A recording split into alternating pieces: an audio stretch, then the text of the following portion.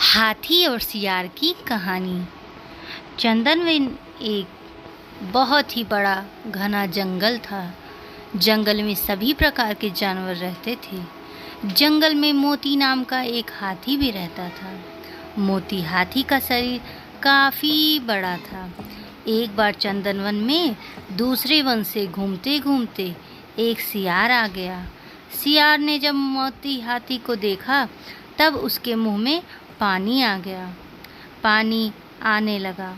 सियार हाथी को खाने के बारे में सोच ही रहा था। सियार का शिकार करने की योजना बनाने लगा।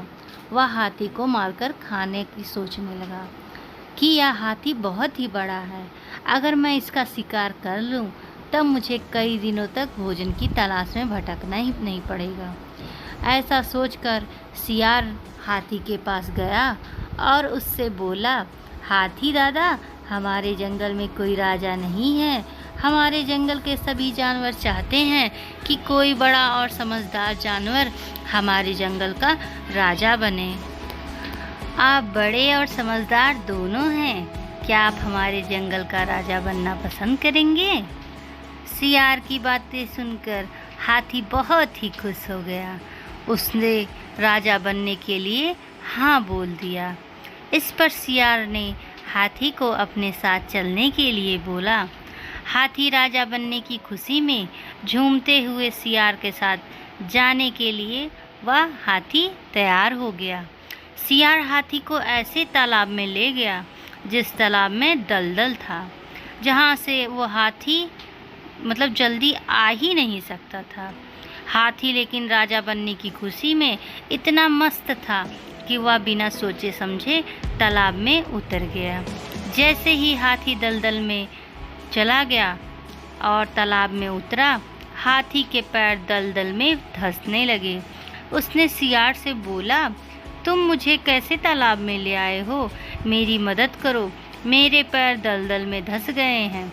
हाथी की बात सुनकर सियार जोर जोर से हंसने लगा और हाथी से बोला, मैं तुम्हारा शिकार करना चाहता था, इसलिए मैंने तुमसे राजा बनने की बात झूठे ही कह दी थी। अब तो तुम दलदल में फंसकर मर जाओगे और मैं तुमको अपना भोजन बनाकर खा ही लूँगा।